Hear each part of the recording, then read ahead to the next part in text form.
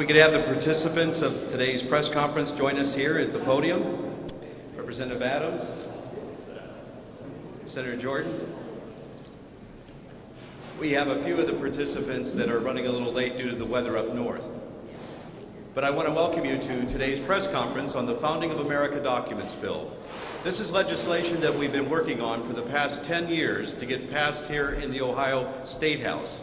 This will strengthen the Ohio Revised Code language in relation to American government and civic standards for 9th through 12th grades. And we're very pleased for these, the support that we're getting today, both on the state school board and former state school board members, teachers, and members of the Ohio Senate and members of the Ohio House. Today is officially George Washington's birthday. We celebrated President's Day yesterday, but today is George Washington's birthday, and we do have the good president with us today. He'll be speaking in just a few moments. President John Adams stated the Declaration of Independence will be the most memorable epic in the history of America. I am apt to believe that it will be celebrated by succeeding generations as the great anniversary festival.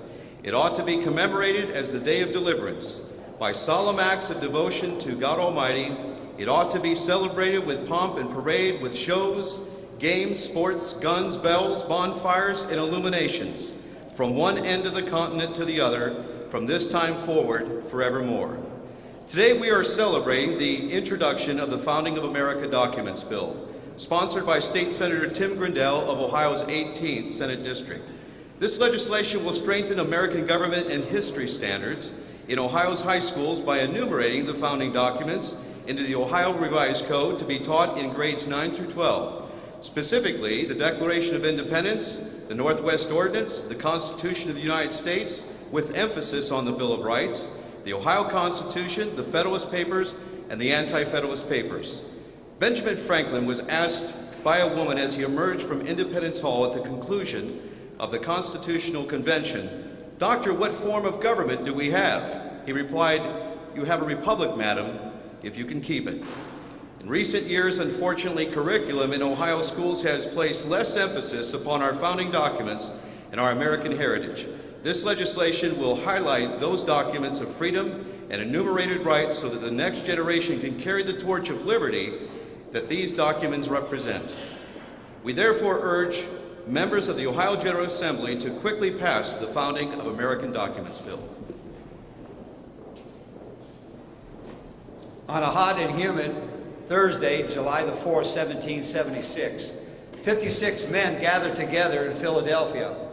They signed a document, a Declaration of Independence from Mother England. The 56 men that signed this declaration, it is very interesting on what happened to some of these men.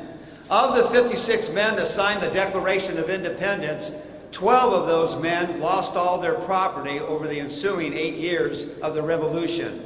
Of the 56 men that signed the Declaration of Independence, 6 of those men were captured by the British within weeks of the signing of the Declaration of Independence. They were tortured to death, and their bodies were confined to Boston Harbor.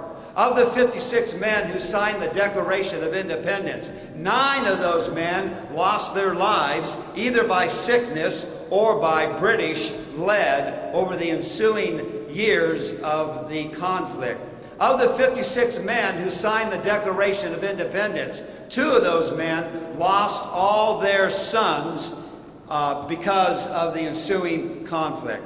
So as you can see, the men who signed the Declaration of Independence, when they came to the conclusion of it with these words, with a firm belief in divine providence, we pledge to ourselves our lives.